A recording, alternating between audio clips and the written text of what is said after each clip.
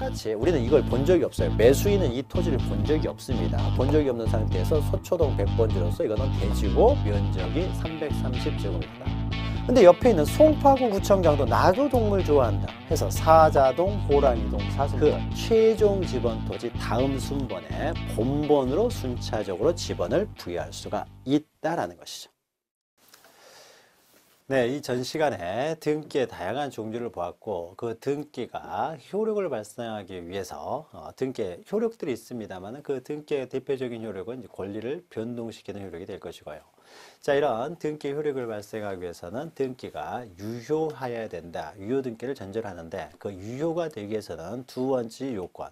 첫째는 민법에 의해서 정해지는 그 실체관계에 부합하는 등기가 될 것이고 이때 실체관계는 민법 시간에 다루기 때문에요. 민법을 공부한 다음에 등기법을 보시면은 쉽게 이해가 될 것이고 그 다음에 두 번째 조건으로는 실체관계에 부합한다고 하더라도 부동산 등기법이 정해놓은 그 절차에 부합하는 즉 적법한 절차에 따른 등기가 된다.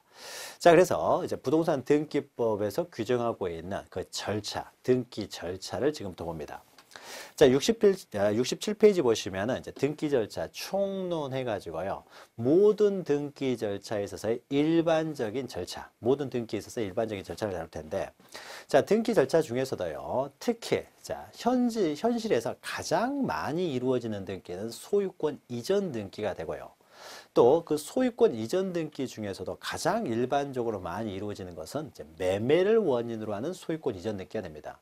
따라서 여러 가지 등기들이 존재하지만 그 중에서 가장 대표적인 등기인 매매를 원인으로 하는 소유권 이전 등기를 중심으로 해서 그 등기 절차의 일반적인 내용을 살펴보겠습니다. 자, 등기 절차는요, 크게 이제 큰 그림을 여러분이 기억하시면은 이해하는데 편하겠죠. 자, 등기는 원칙적으로요, 신청에 의해서 이루어집니다. 신청. 그래서 어떤 등기는 권리를 등기하게 되는데요. 권리를 공시하게 되는데 어떠한 권리를 내가 취득할 것인가 말 것인가 언제 취득할 것인가 이것은 개인의 자유예요. 따라서 당사자가 그 개인이 신청을 했을 때 비로소 등기를 할 수가 있다는 거죠. 그래서 신청에 의해서 이루어진다. 그래서 신청하는 절차인 신청 절차가 있습니다.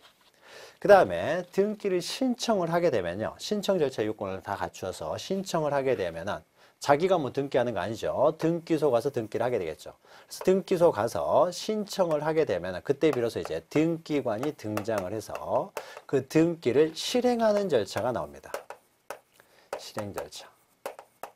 그래서 등기 절차는 크게 신청 절차와 실행 절차와 두 가지로 구별하는데 그중에 특히 중요한 것은 신청 절차입니다. 신청 절차. 그래서 신청 절차와 관련해서요. 이제 몇 가지 테마가 나오는데 그 테마들을 좀 기억하시면은 자, 먼저 등기는 신청에 의해서 이루어지는 것이 원칙이다. 그래서 이것을 신청주의라고 합니다. 근데 원칙적으로 신청에 의해서 이루어지지만은 모든 등기가 다 신청에 의해서 이루어지는 것은 아니고요. 때로는 등기관이 직권으로 하는 경우도 있어요. 그런데 우리가 그러면은 이것은 직권으로 될 수 있으면 이건 신청주의가 아니라 직권주의 아닙니까? 우리가 지적법에서도 어떻습니까? 신청에 의해서 토지 소유의 신청에 의해서 지적을 정리하는데 신청이 없으면 직권으로 할 수 있다. 그래서 지적법에서는 직권 등록주의라고 했어요. 그러면은 등기도 원칙적으로 신청에 의하지만은 직권으로도 등기할 수 있으면 이것도 직권주의 아닙니까? 좀 다릅니다. 자, 지적을 정리할 때는요, 이런 거예요. 지적 정리, 토지 이동 사유가 발생하게 되면은 신청에 의해서 이루어지는 것이 원칙이고, 만약 신청을 하지 않으면은 이 내용들의 대부분을 다 직권으로도 할 수 있어요. 따라서 직권으로도 등록할 수가 있기 때문에 이것은 직권주의라고 합니다. 그런데 등기는요, 원칙적으로 신청에 의해서 이루어지는데 그 중에 일부 등기예요. 일부 등기. 이 일부 등기는 직권으로 이루어집니다. 그러니까 원칙적으로 신청에 의해서 이루어지는데 일부 등기만 직권으로 이루어지기 때문에 그럼 이것은 직권주의라고 봐야 돼요? 신청주의라도 봐야 돼요? 당연히 신청주의라고 봐야 되겠죠. 극히 예외적인 몇 가지 등기를 제외하고는 다 신청에 의해서 이루어진다. 그러니까 여기 있는 등기들은 어떻습니까? 직권으로 하지를 못해요. 오로지 신청에 의해서만 이루어진다라는 거죠. 대부분을. 그래서 신청주의다. 물론 여기도 예외는 있습니다. 그러나 원칙적으로 신청에 의해서 이루어진다. 자, 그러면은 두 번째 테마는요. 자, 신청에 의해서 이루어진다고 했을 때 그러면 아무나 신청할 수 있느냐? 그건 아니에요. 만약에 뭐 갑하고 을하고 매매 계약을 해서 소유권을 갑에게서 을에게로 이전하고자 하는데 이때 을이 살고 있는 옆집에 살고 있는 병이라는 사람의 등기 신청을 할 수 있느냐? 그렇지는 않겠죠. 자기하고 아무 상관없는 등기를 신청할 수는 없겠죠. 그래서 자, 등기를 신청하려면은요. 등기를 신청할 수 있는 일단 자격이 있어야 됩니다. 아무나 신청할 수 있는 것은 아니고 등기를 신청할 수 있는 적합한 자격을 가진 자만이 등기를 신청할 수 있다. 그럼 이때 등기를 신청할 수 있는 적합한 자격을 등기 신청 적격이라고 합니다. 적합한 자격. 그래서 등기 신청 적격이라고 해요. 그래서 적격. 누가 등기를 신청할 수 있냐라는 겁니다. 그래서 만약에 뭐 동물도 등기를 신청할 수 있느냐? 뭐 이런 거 안 된다는 거죠. 이런 거 안 되겠죠. 그래서 등기를 신청할 수 있는 자격이 있는 자만 신청할 수 있는데 누가 등기를 신청할 수 있는 자격이 있느냐라는 게 나오고요. 그 다음에 세 번째예요. 자, 그러면은 등기를 신청할 수 있는 적합한 자격이 있는 자의 신청에 의해서 등기가 이제 이루어지는데, 신청이 이루어지는데 아무나 등기를 신청할 수 있느냐라는 겁니다. 아까 이웃집 아저씨는 이해를 잘못 들었네요. 이웃집 아저씨는 여기에 이제 들어갈 예일 텐데. 그래서 갑과 을 사이에 매매를 통해서 이전 등기를 하게 되는데 이때 아무 권리에 갑하고 을하고 아무 상관이 없는 이 옆집 아저씨 병이라는 사람도 등기를 신청할 수 있냐? 그런 건 아니고요. 등기 신청을 할 수 있는 적합한 자격이 있는 자의 신청에서 이루어진다고 했을 때 과연 누가 그러면은 구체적으로 등기를 신청할 수 있느냐 해서 등기 신청인이 나옵니다. 누가 신청할 수 있느냐? 신청인이 나와요. 자, 일반적으로 등기 신청은요, 등기를 통해서 권리를 갖고 또 의무를 부담하는 사람들, 이런 사람들이 이제 등기를 신청하게 됩니다. 자세한 내용은 뒤에서 다룰 것이고요. 자, 등기 신청인이 이제 정해졌습니다. 등기 신청인이. 자, 그러면은 등기 신청이 정해졌을 때 이제 네 번째로 그 신청인이 그러면은 등기소에 갈 때 빈손으로 가서 등기 신청합니다 라고 하면은 등기관이 등기를 실행해 주느냐? 그건 아니고요. 예, 등기를 신청할 때는 제공해야 될 서류들이 있습니다. 가장 먼저 뭐 가서 신청서 써야 될 것이고요. 그리고 그 이외에도 여러 가지 첨부 서면들이 필요합니다. 즉 신청을 할 때 제공해야 될 정보들이 있어요. 제공 정보. 제공 정보라는 것은 이제 신청서에 기재할 사항들 또는 첨부 서면으로 제공해야 될 사항들, 첨부 서면들이 어떤 것들이냐, 이런 제공해야 될 정보들을 다루게 됩니다. 신청인이 빈손으로 가는 건 아니고 들고 가야 되는 것들이 어떤 것들이 있느냐라고 보는 거고요. 자, 그러면은 등기 신청인이 그 제공해야 될 정보들을 다 가지고 구체적으로 등기를 이제 어떻게 신청하느냐라고 하는 신청 방법이 나옵니다. 자, 신청 방법은요, 가장 일반적인 방법으로서 이 신청인이 필요한 정보들, 첨부 서류와 신청서를 써가지고 등기소에 직접 방문하여 신청하는 방법이 있고요. 그런데 등기부라는 것이 전부 다 이제는 전산화가 되기 때문에 등기소에 직접 방문하여 신청하는 것 이외에도요, 집에서 인터넷을 통해서 등기를 신청할 수도 있어요. 즉, 전자신청에 의한 신청도 가능하다는 거죠. 그래서 신청과 관련돼서요, 5가지 테마가 있습니다. 자, 그리고 마지막으로 이제 그러니까 5가지 테마를 다 거치게 되면 그러면 그 신청인이 제공해야 될 정보를 가지고 방문 신청을 한다. 방문해서요, 신청서와 첨부 서류를 다 이제 제공을 합니다. 그래서 신청을 하게 되면은 그때 비로소 이제 등기관이 등장을 하게 되겠죠.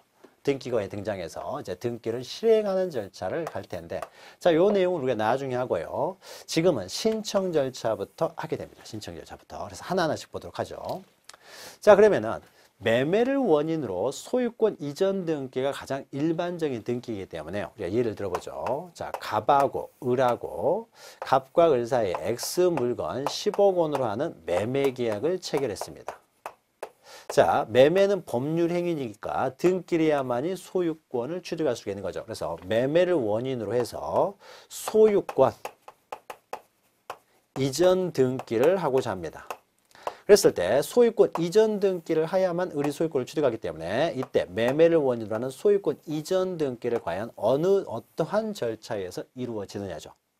그러면 하나하나 대입을 하게 되면은요. 자, 일단 이 소유권 이전 등기는요. 갑과 을의 신청에 의해서 이루어진다는 거죠. 신청을 하지 않으면 이전 등기를 하지 않습니다. 자, 그럼 두 번째로요. 그러면 신청에 의해서 이루어진다고 했을 때 등기 신청의 적격, 적합한 자격은요. 어떤 사람만이 등기를 신청할 수 있느냐? 그것은요. 등기 위에 이름을 올릴 수 있는 사람, 즉 등기 명의이 될 수 있는 자, 이런 사람만이 등기를 신청할 수가 있습니다. 자, 그런 내용들을 이제 하나하나 보도록 하죠. 자, 제1절 보시면 신청주의에서요. 자, 1 보시면은 신청주의에서 자, 1, 의 보시면 부동산 등기법에서는 등기는 법률에 다른 규정이 있는 경우를 제외하고는요. 그러니까 예외적인 경우를 제외하고는 당사자의 신청 또는 관공서의 촉탁이 없으면 하지 못한다. 자, 관공서의 촉탁은요. 관공서들끼리 뭔가를 신청할 때는요. 신청이라는 단어 대신에 촉탁이라는 단어를 사용합니다. 그래서 촉탁이라는 단어는요. 신청과 동일한 의미다라는 거죠. 그래서 당사자가 신청하거나 관공서가 신청하거나 즉 신청에 의해서만 등기가 된다. 특히 관공서가 신청하는 것을 촉탁이라고 표현을 할 뿐입니다. 그래서 이 보시면은 등기는 당사자의 신청에 의해서 이루어지는 것이 원칙이라는 거죠. 그래서 등기를 신청할 것인가 여부는 당사자의 자유입니다. 다만요.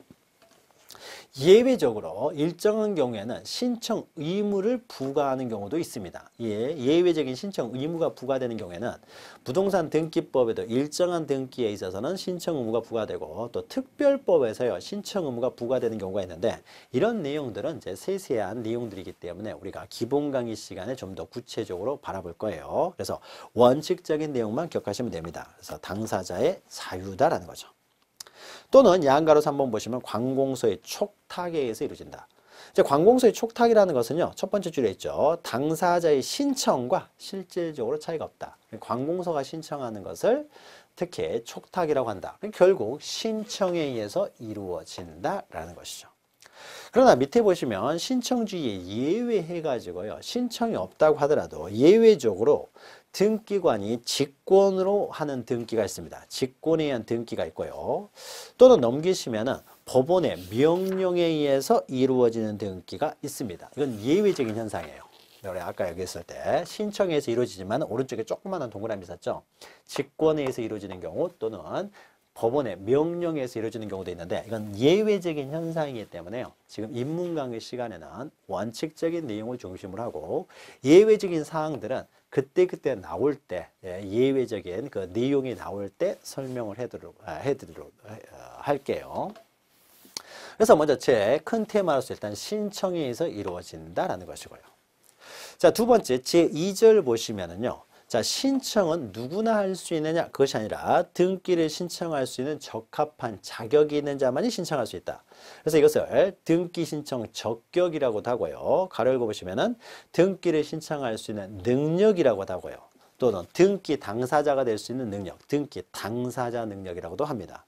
자, 의 보시면 등기 신청 적격이란 등기 절차상에 등기 권리자 또는 등기 의무자가 될 수 있는 자격, 즉 등기 명의인이 될 수 있는 자격을 말합니다.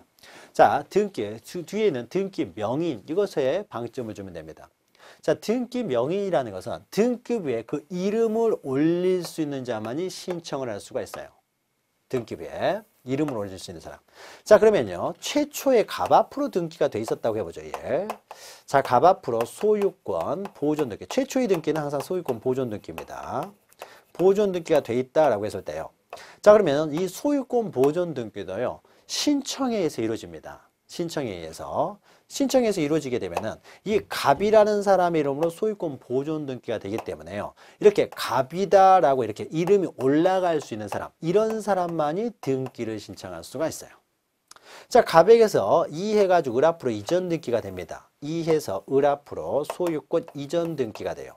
자, 그러면은 소유권 이전 등기를 하게 되면 등기부에 이렇게 을 이름을 올릴 수 있는 자만이 등기를 신청할 수 있는 자격이 있다. 즉 등기 명의인이 될 수 있는 자만이 등기를 신청할 수가 있습니다. 자, 그러면 누가 등기 명의인이 될 수 있느냐라는 거예요. 등기 명의인이 될 수 있느냐. 자, 등기 명의는요. 등기 명의는 자, 등기는 우리가 권리를 등기하는 거죠. 자, 권리, 소유권을 등기하는 거죠. 자, 그러면은 등기 신청할 수 있는 적합한 자격이 있는 자는 누가 등기를 적합한 자격이 있는 사람은 권리를 가질 수 있는 사람만이 등기부에 자기 이름을 올릴 수가 있죠. 등기부에는 권리를 등기하기 때문에 권리를 가질 수 있는 능력을 갖는 자만이 등기 명의인이 될 수가 있어요. 바로 그 등기 명의인만이 등기를 신청할 수 있는 적합한 자격이 있다. 자, 그러면은 우리가 앞에서 했죠. 자, 권리를 가질 수 있는 자격, 즉 권리 능력을 갖는 사람만이 등기 명의인이 될 수가 있어요. 자, 권리 능력을 권리 능력을 다른 말로 표현하면은 권리를 가질 수 있는 자격 이랬을 때는 특히 이것을 법인격이라고도 합니다. 법인격.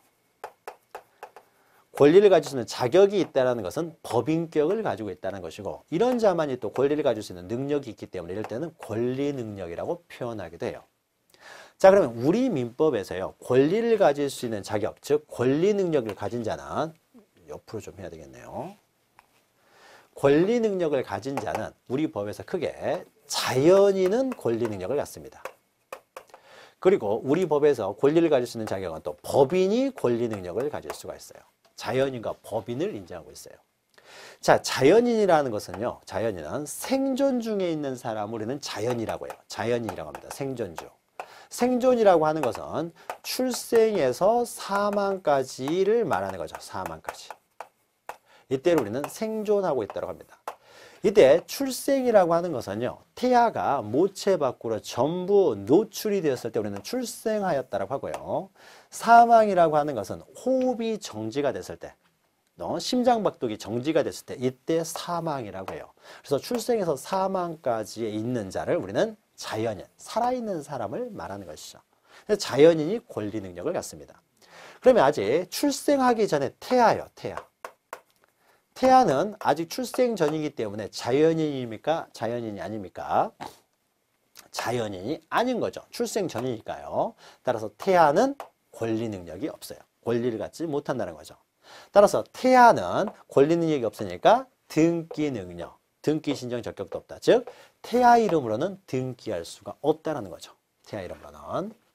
자, 그러면은 원래 권리라고 하는 것은 인간만이 갖는 것으로 했는데 인간만이 권리를 갖다 보니까 거래 행위라든지 이런데 여러 가지 불편함이 있어서 법에 의해서 그 법인격을 부여된 자들이 있습니다. 이것을 법인이라고 해요. 법에 의해서 법인격이 부여된, 인격이 부여된. 그러니까 법에 의해서 인간처럼 취급되는 자, 이것을 우리는 법인이라고 합니다. 자, 이 법인에는 사람의 단체에 대해서 법인격을 부여한 사단법인이라는 것이 있고요. 그 다음에 어떤 재산의 단체에 법인격을 부여한 재단법인이 있습니다. 사단법인의 가장 대표적인 것은요, 회사가 되겠죠. 주식회사, 이런 거죠. 주식회사, 현대자동차, 주식회사, 삼성전자, 이런 것들이 다 법인이잖아요.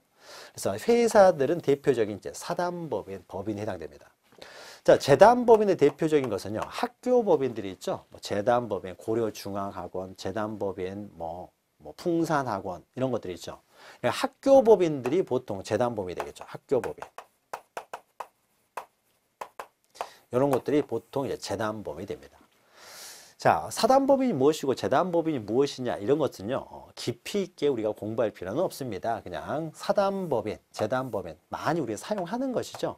이것은 사람의 단체에 법인격이 부여된 자, 사람의 단체에 대해서 법적으로 인간으로 취급하는 것을 사단법인, 재산의 단체에 법적으로 인간처럼 취급하는 것을 우리는 재단법인이라고 한다는 거죠. 그러면은 자연인과 이 법인은 모두 이제 권리를 가질 수가 있습니다. 인간처럼 취급되기 때문에요. 그래서 권리 능력을 갖는다. 그러니까 이 자들은 자연인이나 법인은 등기 명의이 될 수가 있고 따라서 이런 사람들이 등기를 신청할 수 있는 자격이 있습니다. 그러니까 동물이라든지 태아라든지 이런 자들은요 등기를 신청을 못 한다는 거죠. 그래서 신청에 의해서 이루어지는데 이런 자들은 신청을 하지 못하고 이런 자만이 등기를 신청할 수 있다는 거죠.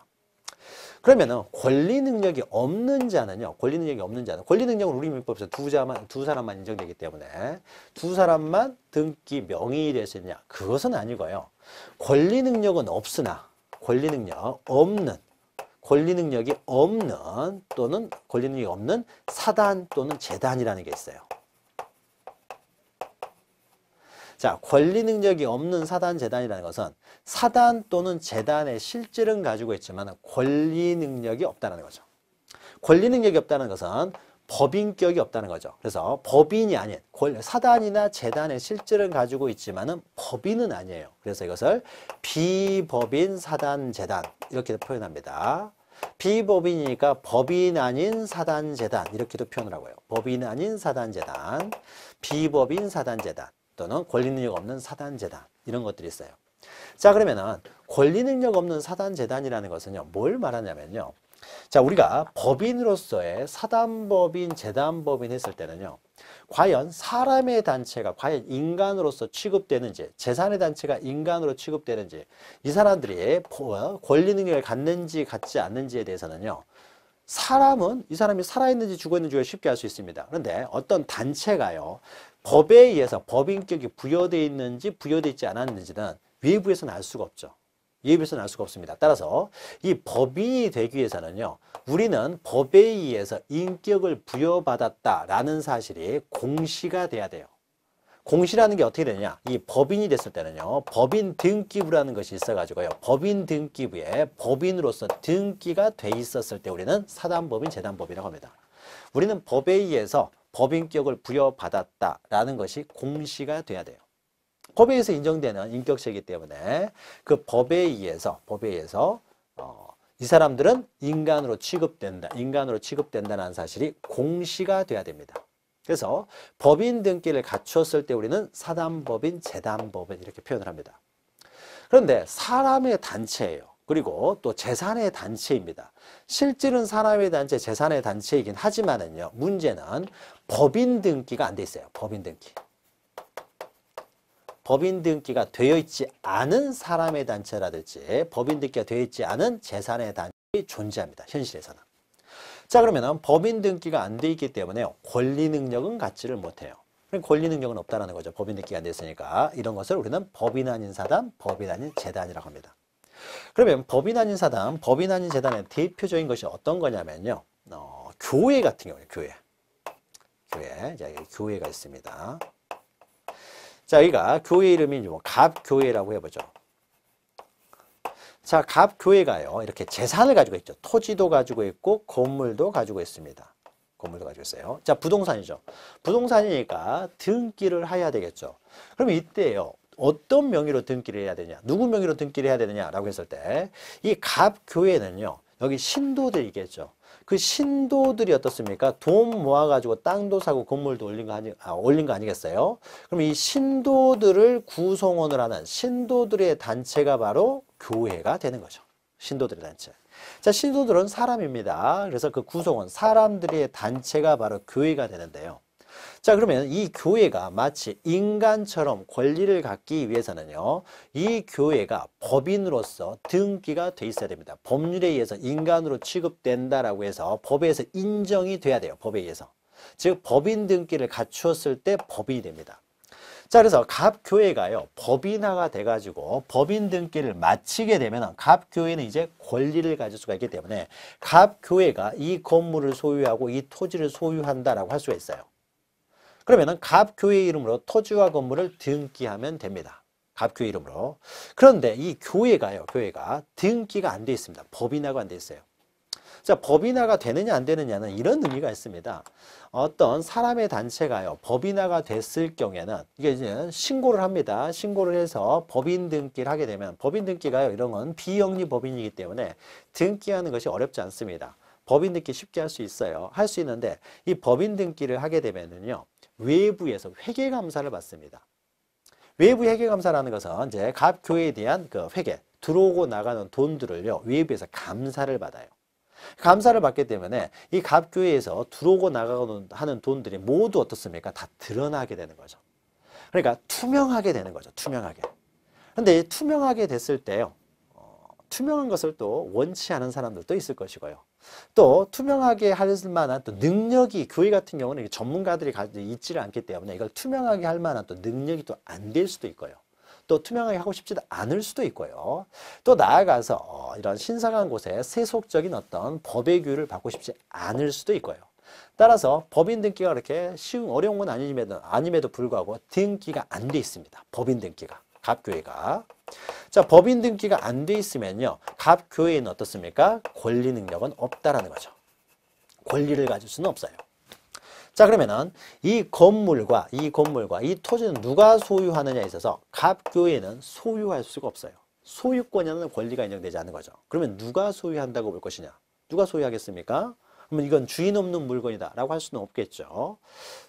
주인 없는 물건은 되지 않고요. 그럼 결국 이 물건은 어떻습니까? 이 신도들이요. 신도들은 사람이잖아요. 자연인이기 때문에 이 신도들은 소유할 수가 있는 거죠. 그러면은 이 건물과 토지는 이 신도들이 돈 모아서 헌금으로 만든 재산이기 때문에 누가 소유한다고 해야 되겠습니까?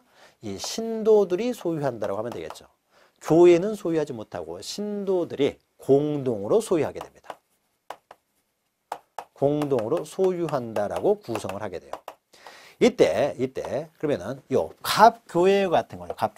갑교회는 사단의 실체는 가지고 있지만 법인 등기가 안 돼 있어서 권리 능력이 없는 이런 사단. 사람의 단체죠. 사단이 되는 거죠. 이런 것을 우리는 비법인 사단이라고 한다고 그랬죠.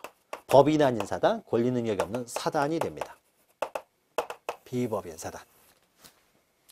자, 그러면은 이 비법인 사단이 소유하는 물건이요. 소유하는 물건은 비법인 사단 자체가 소유할 수는 없기 때문에 결국 그 구성원인 신도들이 공동 소유하게 되고, 이때 비법인 사단의 재산을 공동으로 소유하는 형태를 특히 이것을 우리는 총유라고 합니다. 여러분, 이 총이라는 개념은요, 민법 시간에 어떤 물건을 공동으로 소유하는 형태는 공유, 합유, 총유 세 종류가 있는데, 이때 총유라는 개념은 이렇게 비법인 사단의 구성원들이 공동으로 소유하는 형태를 우리는 총유라고 하고요. 합유라고 하는 것은 이 동업자들이 공동으로 소유하는 것을 우리는 합유라고 하고, 그 이외에는 다 공유라고 합니다. 공유. 자, 총유한다는 거죠. 자, 그러면 결국 신도들이 공동으로 소유하기 때문에 등기를 어떻게 해야 됩니까? 권리 능력이 없는 자는 등기할 수가 없다. 등기 명의이 될 수가 없다라고 하게 되면 갑교회 이름으로 등기를 못하기 때문에 결국 신도들 이름으로 등기를 해야 돼요. 자, 신도들 이름으로 등기를 하려고 하는데 문제는요. 신도가 몇 명이냐? 10만 명이네. 아니, 10,000명이라고. 10,000명만 된다고 해보죠. 10,000명. 10,000명. 자, 그러면 이 10,000명의 이름을요. 등기부에다 기록을 해야 돼요. 불가능하겠죠. 10,000명을 어떻게 기록하겠습니까? 기록하는 과정이에요. 누가 또 교회에 들어온 사람이 있었어요. 그럼 그 사람도 써야 되겠죠. 그 사이에 교회에 탈퇴한 사람이 있어요. 그 사람도 빼야 되겠죠. 기록을 할 수가 없죠. 따라서 어쩔 수 없이 이 신도들 이름으로, 구성원 이름으로 총유 등기를 할 수가 없기 때문에 어쩔 수 없이 그 등기는 방법이죠. 권리 능력이 없음에도 불구하고 등기는 갑교회 명의로 등기를 할 수가 있다라고 합니다. 갑교회 명의로 등기할 수 있도록 해줘요. 자, 그래서 등기 명의니까 교회 이름으로 등기는 가능하다는 거죠. 그래서 권리 능력 없는 사단, 비법인 사단도요. 그 명의로 등기는 할 수 있어요. 이건 필요 때문에 어쩔 수 없이 등기를 할 수 있도록 해줍니다.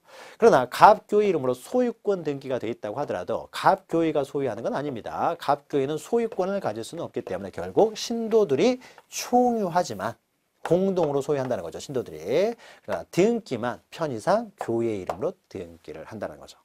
따라서 교회도 등기 명의이 될 수가 있기 때문에 등기 신청 적격이 있는 거죠. 그래서 갑교회가 등기를 신청할 수가 있습니다. 다만 갑교회는 살아있는 생명체는 아니기 때문에 갑교회의 대표자가 뭐 A라는 사람이 있으면 이제 A라는 사람이 등기를 신청하겠죠. 다만 A라는 사람이 등기를 신청을 할 때 그 등기 명의는 자기 명의로 등기를 하는 것이 아니라 교회 명의로 등기를 신청할 수가 있다라는 거죠. 교회도 결국 등기를 신청할 수가 있다라는 거죠. 자, 그 다음에 권리 능력 없는 또 재단은요. 재단은 이런 겁니다. 재단은 권리 능력 없는 재단은 현실에 많지는 않습니다. 보통 우리가 재단법인 그러면 학교법인인데요. 학교법인은요 다 등기가 돼 있어요. 그래야 이 학교 나와야 정규 그 교과 과정을 이수했다라는 거 인정이 되는 거죠. 그러나 뭐 대한학교 같은 경우에는요 졸업한다고 해서 뭐 졸업장 나오는 것도 아니기 때문에 대한학교 같은 경우에는 등기가 안 돼 있는 경우들도 있습니다. 그러면 그런 대안학교 같은 경우는 재단의 실체는 가지고 있지만 등기가 안 돼 있으니까 권리 능력 없는 재단 이렇게 하는 거예요. 권리 능력 없는 재단. 그러면 그 권리 능력 없는 재단에 있어서도 마찬가지가 됩니다. 설립자가 대안학교를 만들었어요. 그래서 만약에 이 재단을 뭐 갑재단으로 만들었다. 재산의 단체가 있습니다. 뭐 이렇게 토지도 있고요. 대안학교 만들었으면 여기에 건물도 있고 한다는 거죠. 그러면은 갑재단의 이름으로요. 만약에 등기가 되어 있으면은 이 건물과 토지는 갑재단이 소유한다라고 할 수 있을 텐데 등기가 갑재단이 법인 등기가 안 되어 있으면은 갑재단은 권리 능력이 없습니다. 그래서 갑재단은 이 물건을 소유할 수는 없다라는 거죠. 없습니다. 자, 그러면 이런 경우에는요, 권리 능력 없는 재단이 될 것이고, 이때 그러면 갑재단이 소유하고 있는 재산을 어떻게 등기할 것이냐. 그 등기 방법에 있어서는 편의상 갑재단의 이름으로 등기할 수가 있도록 합니다. 재단 이름으로. 재단 같은 경우는 구성원이 없습니다. 그래서 구성원이 없지만은 그 재단 이름으로 등기할 수 있도록 해줘요. 자, 그래서 등기 신청이 적격이 있는 것은요. 기억하시면 됩니다. 권리 능력을 갖는 자연인 법인 또는 권리 능력이 없다고 하더라도 권리 능력이 없는 사단이나 권리 능력이 없는 재단은 예외적으로 권리 능력이 없음에도 불구하고 등기를 신청할 수 있는 자격이 있다. 자, 그래서 하나하나 보시면요. 이 보시면 먼저 자연인이 있죠. 자, 자연인은요. 등기 신청 적격이 있다는 거죠. 살아있는 생명체로서. 그리고 2번 보시면 외국인도 등기 신청할 수 있고요. 그 다음에 3번 보시면 태아는 안 된다는 거죠. 태아는 안 된다는 것만 기억하시면 됩니다. 그리고 오른쪽에 3 보시면 법인. 법인은 재단법인이건 사단법인이건 공법인이건 아니면 사법인이건 영리법인이건 비영리법인이건 상관없이 이 법인들은 법인 등기만 되어 있으면은요. 다 모두가 다 권리 능력을 가질 수가 있기 때문에 등기 신청 적격을 갖는다라는 겁니다. 그리고 4 보시면요. 법인 아닌 사단이나 재단 이렇게 있죠. 그래서 법 26조 제1항은 해가지고요.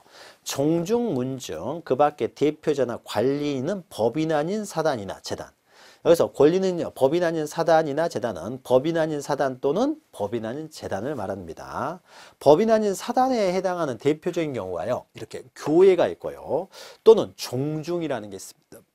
종중은 우리가 문중이라고 하는 것인데 법에서는 문중이라는 말 대신에 종중이라는 단어를 더 많이 사용합니다. 종중도 이런 거죠. 자, 이렇게 종중이라는 것은요. 같은 조상을 모시는 후손들의 모임을 문중 또는 종중이라고 하는 거죠. 같은 조상을 모십니다. 이 사람들이 이렇게 쭉 이렇게 해서 같은 조상을 모시는 이제 모임이 있어요. 이것도 사람의 단체가 되겠죠. 종중이에요. 근데 이 종중이요. 잘 나가는 종중 같은 경우는 뭐 땅 같은 걸 많이 가지고 있죠. 그래서 저쪽에 뭐 몇 필지의 땅을 가지고 있고 여기 필지도 땅을 가지고 있고 뭐 종중 사무소 건물도 가지고 있고 뭐 여러 필지 토지를 가지고 있을 수가 있어요. 자, 그러면 이 종중이요. 갑종중이라고 해보죠. 뭐 풍양조씨 종중이다라고 했어요. 안동권씨 종중이다. 뭐 갑종중 이렇게 있으면은요. 자, 이 토지들은 누구 토지입니까? 이 종중 땅이 되는 거죠. 그런데 이 종중이요. 종중이 이것도 사람의 단체이기 때문에 사단의 성질을 갖고 있습니다. 사람의 단체니까. 그런데 이 종중이요. 등기가 돼 있으면 갑종중이 법인화가 된 겁니다. 자, 법인화가 됐으니까 갑종중은 권리를 가질 수 있으니까 갑종중 명의로 얼마든지 등기를 하면 돼요. 그러면 갑종중이 소유권을 갖는 거죠. 그런데 이 갑종중이요. 아까도 설명했다시피 등기를 하게 되면 법인화, 법인 등기를 하게 되면은 외부 회계감사를 받기 때문에요. 이게 좀 싫거든요. 그래서 등기가 안 돼 있어요. 법인 등기가 안 돼 있으면은 그것은 법인화가 안 돼 있다는 거죠. 그러니까 사단의 실질을 가지고 있지만은 권리 능력 없는 사단이 되는 것이죠. 자, 권리 능력 없는 사단이니까 잡종중 자체가 이 토지를 소유하지는 못합니다. 그러면 이 토지 소유는 누가 하겠습니까? 이 종중을 구성하는 구성원들이 있겠죠. 이 종중을 구성하는 이 구성원들이 공동으로 소유하는 것이 되겠죠. 자, 공동으로 소유하기 때문에 그 공동으로 소유하는 형태는 충유가 되고요. 즉, 이 구성원들, 종중을 구성하는 구성원들이 공동으로 소유하는 것이 됩니다. 그런데 그 구성원이 한 1000명 정도 되면은 그 1000명 이름으로 이걸 등기를 하지를 못한다는 거죠. 따라서 어쩔 수 없이 그 종중 이름으로 등기를 할 수가 있도록 합니다. 물론 이때 종중이 이제 등기를 할 때는요, 갑종중이 뭐 살아서 걸어갈 수는 없으니까 그 종중의 대표자가 있겠죠. 보통 종손이 뭐 대표자가 되는 경우가 많죠. 그러면은 종손이 이제 종중의 이름으로 등기를 하게 됩니다. 자, 이것도 법인 아닌 사단이에요. 자, 이렇게 법인 아닌 사단, 법인 아닌 재단, 재단에 속하는 부동산의 등기에 있어서는요, 그 사단이나 재단을 등기 권리자 또는 등기 의무자란다. 자, 등기 권리자나 등기 의무자, 이런 자들을 우리는 등기 명의인이라고 합니다. 등기 명의인. 그래서 등기 명의인이 그러니까 등기 권리자, 등기 의무자로 등기를 할 수가 있다라는 거예요. 그래서 그 사단이나 재단을 등기 명의인으로 등기할 수가 있다. 이때 등기 명의인으로 등기하는 방법은 등기 권리자로서 등기를 할 수도 있고 등기 의무자로서 등기를 할 수가 있는데, 신청을 할 때 등기 의무자로서 신청할 수도 있고 등기 권리자로서 신청을 할 수가 있는데, 이때 그 등기 명의인이 될 수 있는 자격이 있다. 이것을 의미합니다. 그래서 등기 신청은 등기 권리자, 그 법인 아닌 사단이나 재단도 그 법인 아닌 사단, 재단이 바로 등기 권리자, 등기 의무자로서 등기를 신청할 수가 있다. 등기 신청 적격을 갖는다는 거죠.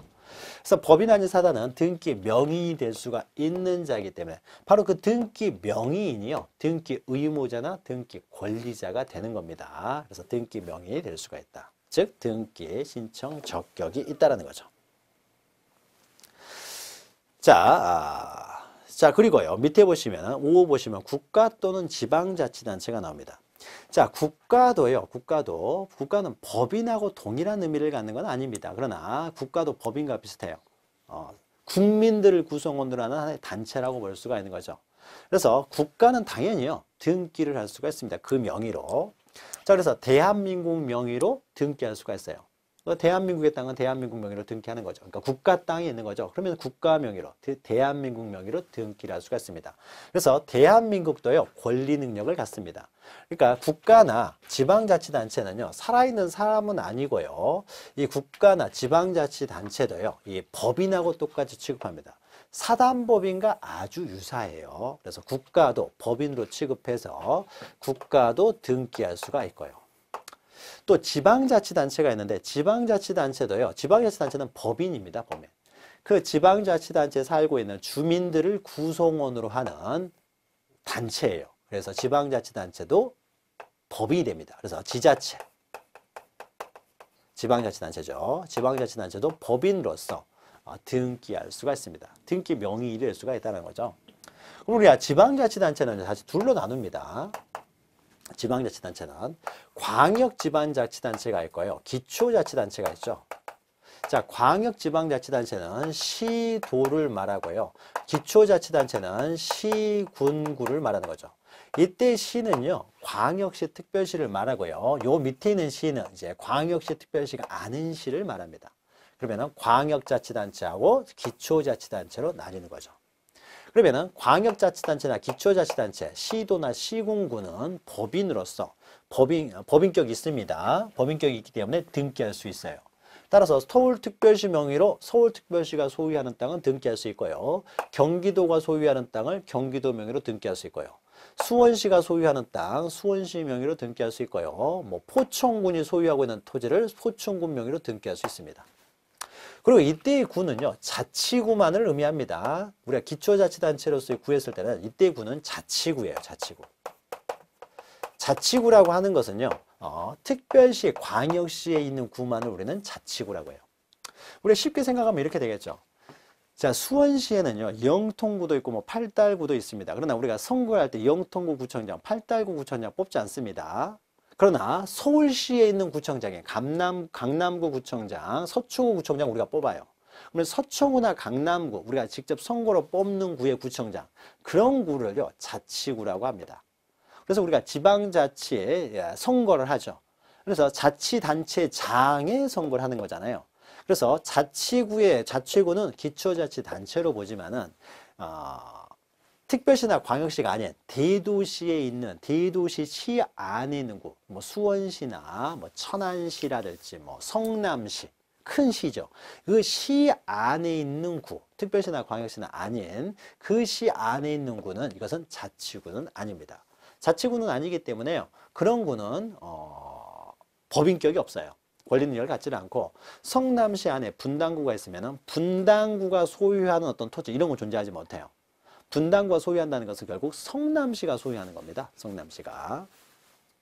자, 이런 것을 말해요. 그래서 1 보시면 국가나 지방자치단체, 이때 지방자치단체는 특별시, 광역시, 도 또는 특별자치도, 제주도를 말합니다. 특별자치시는 세종시를 말해요. 이것은 광역, 시도와 동급들입니다. 그리고 시군자치구, 시군자치구라는 것은 시군, 군대, 이 군은 자치구간만을 말한다라는 거죠. 이런 것들은 법인격이 인정되므로 등기 신청 적격이 인정됩니다. 그런데 읍면동리요. 읍면동리. 우리가 지방자치 선거할 때 읍장, 면장, 동장, 이장 뽑는 거 아닙니다. 그러니까 읍면동리는 지방자치단체가 아니에요. 우리가 기초자치단체 하면 시군, 구까지만을 말하지 읍면동리는 지방자치단체가 아닙니다. 자치단체가 아니기 때문에요. 읍면동리는 법인이 아니고 따라서 읍면동리 이름으로 등기를 하지는 못합니다. 그런데 예외가 있어요. 예외가. 다만 해가지고요. 동리요. 동리. 동리의 경우에는 예외가 인정됩니다. 만약에 우리가 저기 전원일기에 나오는 양촌리가 있다고 해보죠. 양촌리. 자, 양촌리가 이렇게 있으면은요. 여기에 마을회관을 하나 만들었다고 해보죠. 자, 마을회관은 어떻게 만듭니까? 국가에서 만들어주면 좋겠지만 안 만들어주면은 그 동네 주민들이 돈 모아서 마을회관을 만들죠. 동네 주민은 일용이 어머님도 있고요. 뭐 이렇게 김회장 댁도 있고요. 뭐 여러 가지 있죠. 만들었어요. 자, 그러면은 이 건물을 등기를 하려고 합니다. 어떻게 등기를 해야 될까요? 자, 그러면은 여기가 양촌리니까 양촌리 이름으로 등기하느냐? 양촌리 이름으로는요. 원칙적으로 양촌리는 권리를 갖지 못하기 때문에 양촌리 이름으로 등기를 할 수가 없다는 거죠. 자, 그러면은 결국 여기 안에 있는 주민들이 돈 모아서 세운 건물이기 때문에 마치 교회와 똑같이 그 신도들 명의로 공동소유 등기를 하듯이 양촌리 주민들 이름으로 등기를 해야 된다는 것이 될 텐데 양촌리 주민이 한 100명 된다고 해보죠. 그럼 100명 이름으로 등기하는 것도 쉽지는 않는 거죠. 쉽지는 않습니다. 자, 그러면 이럴 때요. 이럴 때. 그러면 이 동리가요. 동리가 보니까는 사단하고 비슷한 성질을 가지고 있을 때요. 사단.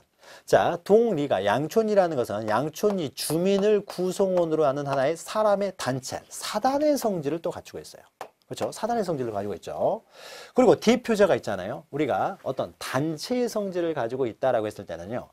대표자가 있고 총회가 있으면, 그러니까 어떤 조직을 갖추고 있으면 우리는 단체라고 합니다. 사람들의 모임인데 어떤 조직을 갖추고 있을 때 총회가 있고 또 뭐 어떤 규칙이 있을 때 규칙에 따라 돌아가게 되면 우리는 단체성이 있다고 봐요. 그럼 여기에요. 양촌리 보시면 김 회장님, 최불암, 김 회장님 회장이 있죠. 그리고 무슨 일이 있을 때 마을 총회 하잖아요. 김 회장님 댁 앞에서 총회 같은 것도 하고요. 그 다음에 어떤 규칙들을 가지고 있어요. 그러면 이것도 단체성을 가지고 있는 겁니다. 단체성. 그래서 양촌리 단체가 하나의 법인 아닌 사단의 성질을 가지고 있으면은 예. 지방자치단체로서의 양촌리는 리는 아닙니다. 그러나 이 양촌리가 지방자치단체가 아닌 법인 아닌 사단의 성질을 가지고 있으면은 법인 아닌 사단이 되기 때문에 법인 아닌 사단으로서 양촌리 이름으로 등기를 할 수가 있다는 거죠. 그러니까 이때 양촌리 이름으로 100명으로 등기하기는 쉽지가 않기 때문에 양촌리 이름으로 등기를 할 수가 있는데 이때 양촌리는요.